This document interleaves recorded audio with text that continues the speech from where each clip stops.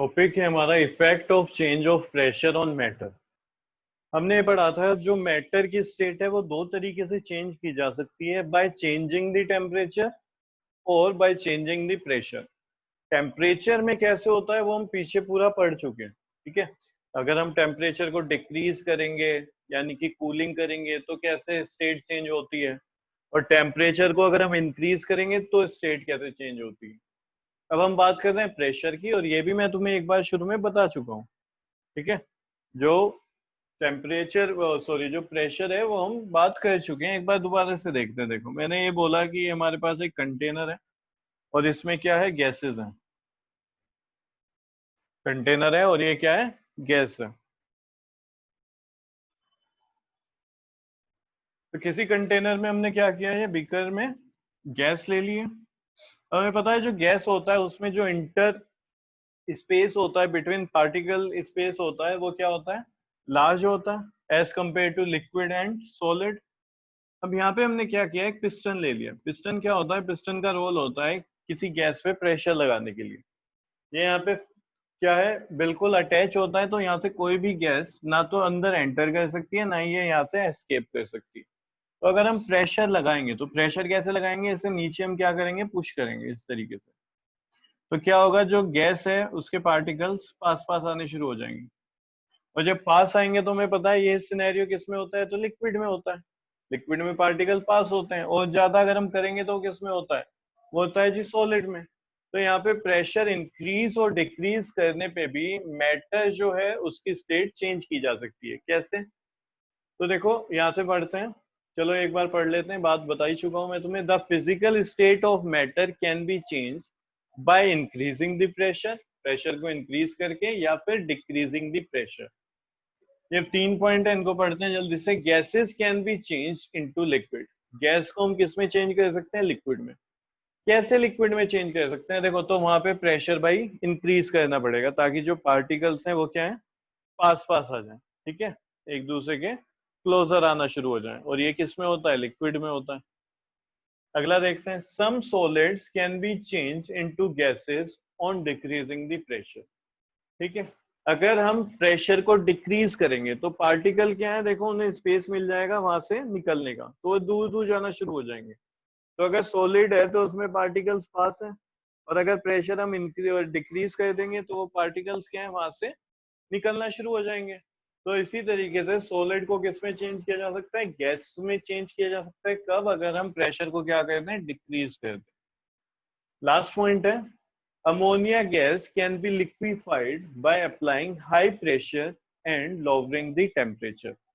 यहाँ पे अमोनिया जो गैस है उसको हम लिक्विफाई कर लेते हैं। कैसे, देखो दो काम करने पड़ेंगे यहाँ पे। प्रेशर को हाई करो, उससे क्या होगा, ये जो पिस्टन है इसको जब हम प्रेशर इंक्रीज कर रहे हैं तो जो पार्टिकल्स हैं वो क्या होंगे, एक दूसरे के पास आएंगे। दूसरा, टेम्परेचर को डिक्रीज कर रहे हैं, लोअर कर रहे हैं टेम्परेचर को, यानी कि कूल कर रहे हैं, कूलिंग इफेक्ट ला रहे हैं। कूलिंग इफेक्ट से क्या होगा, वो भी लिक्विफाई में होता है, ठीक है। अब हम कैसे चल रहे हैं, इधर तीन स्टेट बात करी थी हमने, सॉलिड, लिक्विड, देन गैस। तो अगर हम इधर जा रहे हैं यानी कि हीटिंग करनी पड़ेगी हमें, और अगर हम इस डायरेक्शन में आ रहे हैं तो कूलिंग करनी पड़ेगी। तो गैस को हम लिक्विफाई कर रहे हैं तो क्या किया जाएगा, अगर टेम्परेचर की बात करें तो कूलिंग इफेक्ट दिया जाएगा, यानी कि टेम्परेचर को डिक्रीज करेंगे और प्रेशर को इंक्रीज किया जाएगा। नेक्स्ट टॉपिक है इवेपोरेशन। इवेपोरेशन क्या होता है ये तुम पहले से ही जानते हो, डेफिनेशन पढ़ लेते हैं। The process of a liquid changing into vapour is called evaporation. Liquid का किसमें चेंज हो जाना, वेपर्स में चेंज हो जाना, उसे हम क्या बोलते हैं, इवेपोरेशन बोलते हैं, ठीक है। लिक्विड का, या फिर तुम बोल सकते हो वाटर का चेंज हो जाना, किसमें, वेपर्स में, वाटर वेपर्स में, उसे हम बोलते हैं इवेपोरेशन। अब हम बात करेंगे फैक्टर्स क्या होते हैं जो अफेक्ट करते हैं इवेपोरेशन को, यानी कि ऐसी कौन कौन से फैक्टर्स हैं जिसमें इवेपोरेशन इंक्रीज या फिर डिक्रीज हो जाएगा, ठीक है, उनकी वजह से। तो देखो फर्स्ट है टेम्परेचर। बिना पढ़े ही सोच के बताओ, टेम्परेचर अगर ज्यादा होगा तो इवेपोरेशन इंक्रीज हो जाएगा, डिक्रीज हो जाएगा, ज्यादा वेपर्स बननी शुरू हो जाएंगी, कम। क्या होगा कार्तिक,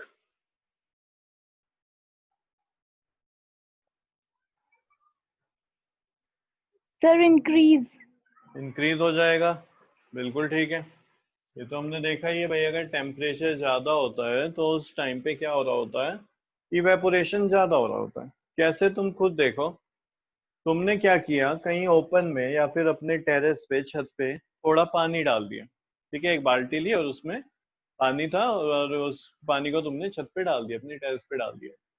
तो अब दो सीजन कंसीडर करो कि समर था और विंटर है, ठीक है, इस तरीके से दो सीजन ले लो कि एक टाइम पे समर है और एक टाइम पे विंटर है, और तुमने सेम अमाउंट में पानी छत पे डाला, ठीक है।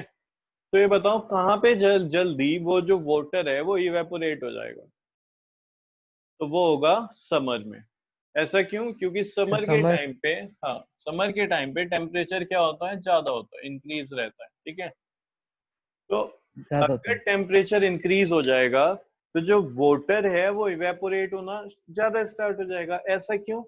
देखो, हमने बात करी थी कि जब चेंज हो रहा होता है ना, वो इसलिए हो रहा होता है क्योंकि एक हीट मिल रही होती है, लेटेंट हीट की जब हम बात कर रहे थे, और उस हीट की वजह से क्या होता है, जो पार्टिकल होते हैं उसकी काइनेटिक एनर्जी बढ़ जाती है, तो जो पार्टिकल का मोशन है वो ज्यादा होने लगता है, और एक टाइम पे इतना ज्यादा होता है कि वो उस फोर्स ऑफ अट्रैक्शन को ओवरकम कर जाता है।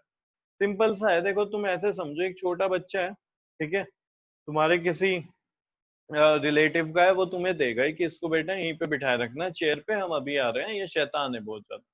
तुमने क्या करा, तुम अपना कुछ करते रहे, काम करते रहे, और तुमने उसको एक हाथ से पकड़ा हुआ है, वो हल्के से हिल रहा है, कोई दिक्कत नहीं, तुमने उसे पकड़ा हुआ है, आराम से पकड़े रखोगे। अब अगर वही बच्चा अपनी पोजीशन पे बैठा बैठा खड़ा हो जाए, इधर उधर भागने की कोशिश करे, तो ये बताओ तुम्हारे लिए इजी होगा उसे पकड़े रखना?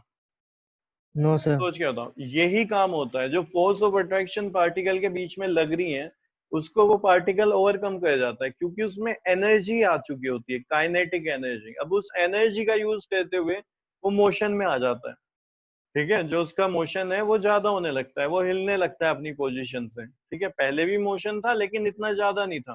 तो अब काइनेटिक एनर्जी ज्यादा होने से जब मोशन आएगा तो वो क्या करेगा, अब उस फोर्स ऑफ अट्रैक्शन को तोड़ के बाहर चला जाएगा, ठीक है। तो इसी तरीके से यहाँ पे हुआ, जब हम ये दे रहे हैं, उसके टेम्परेचर को बढ़ा रहे हैं, इसमें किसमें, लिक्विड में, तो जो रेट ऑफ इवेपोरेशन है वो क्या हो जाएगा, इंक्रीज हो जाएगा on increasing the temperature of the liquid. होता क्यों है? When the temperature of liquid is increased by heating it, भाई हीट करेंगे तभी तो इंक्रीज होगा टेम्परेचर।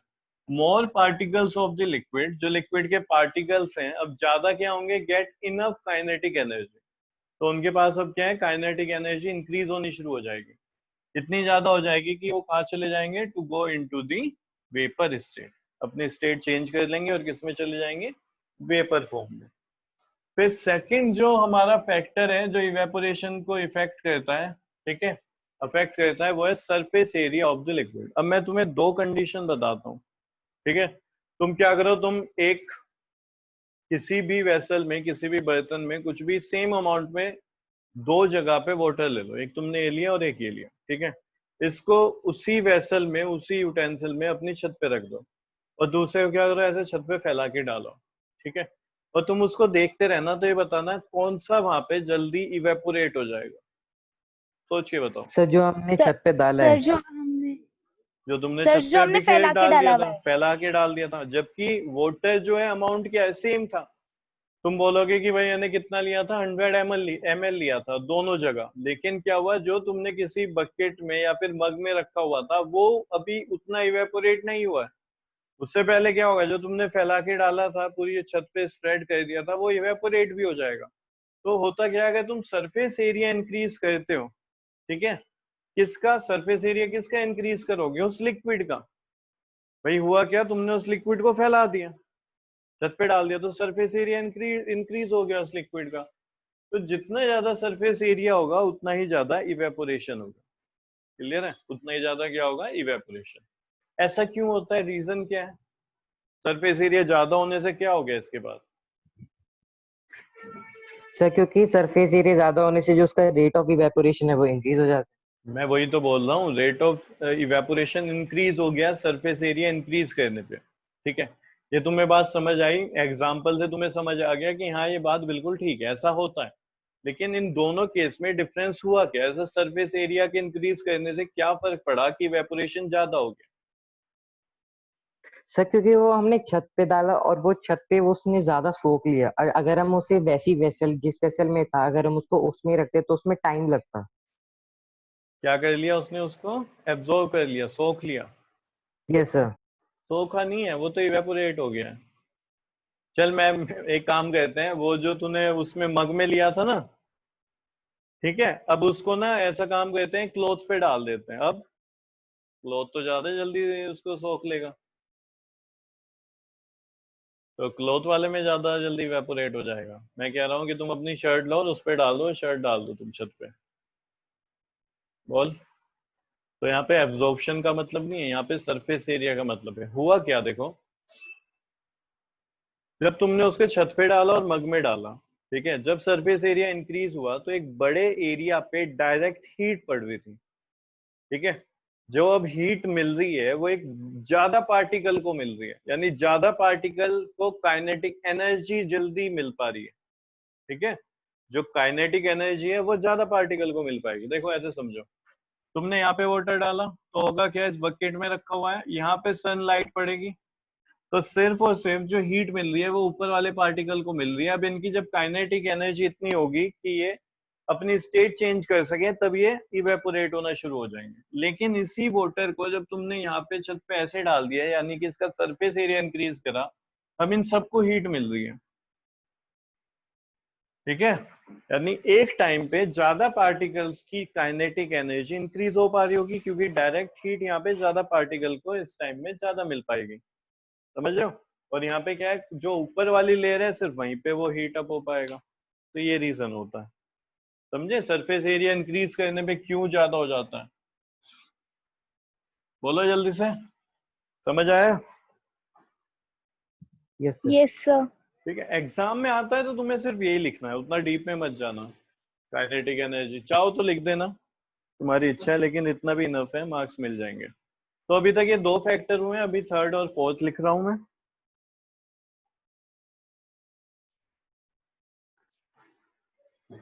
थर्ड फैक्टर है हमारा humidity of air.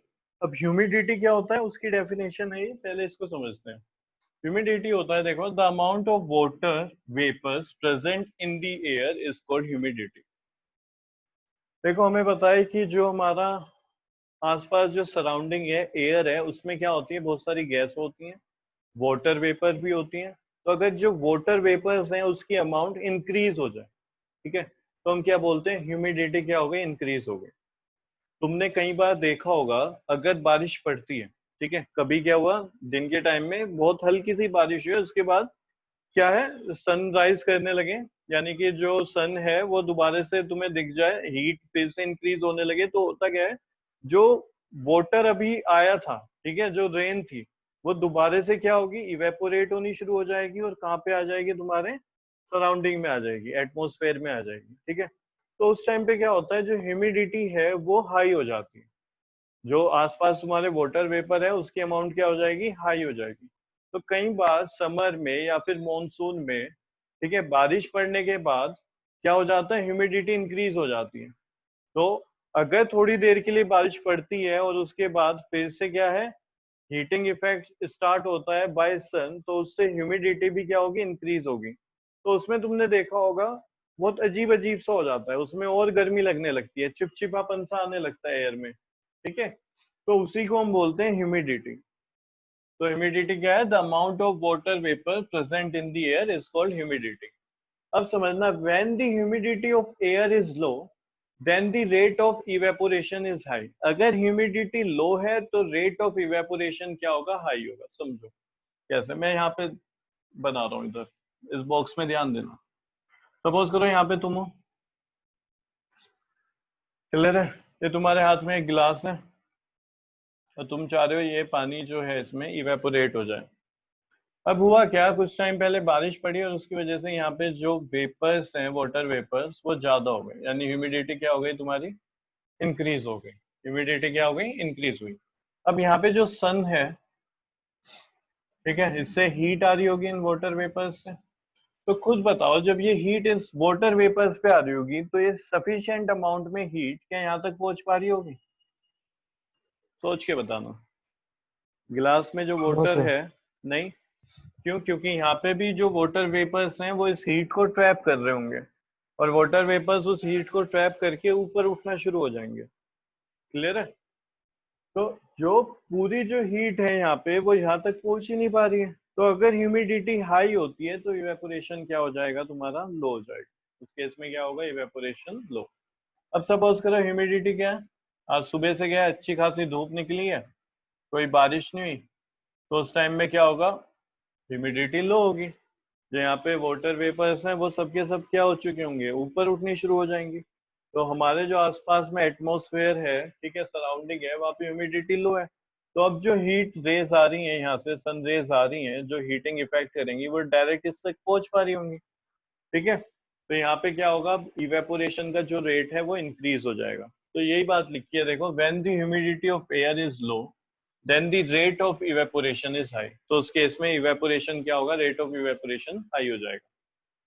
when the amount of water vapor present in air is small, अगर एटमॉस्फेयर में, ठीक है, जो एयर में वाटर वेपर्स हैं उनकी क्वांटिटी क्या है? अगर स्मॉल है, कम है, then the air appears to be dry. तो उस केस में हमें एयर कैसी अपीयर होती है? जैसे कि ड्राई हो।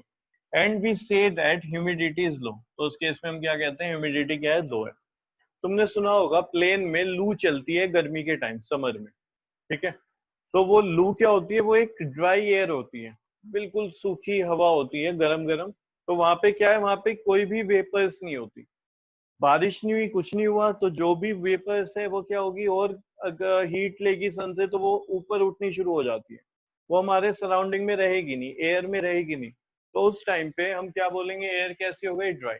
और अभी अगर बारिश हुई और फिर उसके बाद क्या है, सन की रेस उस वाटर पे पड़ती है, रेन वाटर पे, तो वो उठना शुरू हो जाएगा, वेपर्स बनना शुरू हो जाएगा, और कुछ टाइम के लिए उस एयर में रहेगा। ठीक है, तो वहां पे जब एयर में वाटर वेपर है कम, तो हम बोलेंगे क्या है? ह्यूमिडिटी लो है। क्या? ह्यूमिडिटी लो है। उस टाइम पे एयर कैसी अपीयर होती है? ड्राई। अगर ह्यूमिडिटी लो है तो रेट ऑफ इवेपोरेशन फिर ज्यादा होगा। क्लियर हुआ ये? जल्दी से बताओ ये वाला point. Yes no sir. Sir, थोड़ा कंफ्यूजन हो रहा है, ये ह्यूमिडिटी बहुत सारा हो रहा है ना। देख मैं बताता हूँ, चल पहले ये पढ़ लेते हैं एक बार, ठीक है, विंड स्पीड, फिर दोबारा ओके ह्यूमिडिटी पे सर। आते हैं। तो ये रहा विंड स्पीड। विंड स्पीड देखो, खुद पढ़ लेना, मैं तुम्हें सिंपल सा समझाता हूँ। विंड स्पीड में क्या होता है? अगर हवा ज्यादा चल रही होती है, तुमने अपने छत पे कपड़े डाले हुए हुए होते हैं, तो वो क्या है? जल्दी से ड्राई हो जाते हैं। होता क्या है? विंड अब जब चलती है, देखो विंड और एयर में क्या फर्क है? जब एयर का फ्लो होने लगे उसे हम विंड बोलते हैं। अगर एयर है, एयर तो हर टाइम है हमारे आसपास, लेकिन एयर चलने लगे, मूवमेंट होने लगे, वो क्या है? विंड। तो अगर तुमने छत पे कपड़े डाले हुए हैं और हवा चलती है, तो रेट ऑफ इवेपोरेशन क्या हुआ? इंक्रीज की डिक्रीज? कुछ सोच के बताओ। कपड़े जल्दी सूखते हैं सर कि देर से? इंक्रीज। इंक्रीज। इंक्रीज। तो वही बात यहाँ पे लिखी हुई है कि विंड स्पीड से रेट क्या हो जाता है? इवेपोरेशन का इंक्रीज हो जाता है। जो वेपर्स होती हैं एयर में, वो विंड उनको अपने साथ लेके आगे चली जाती है।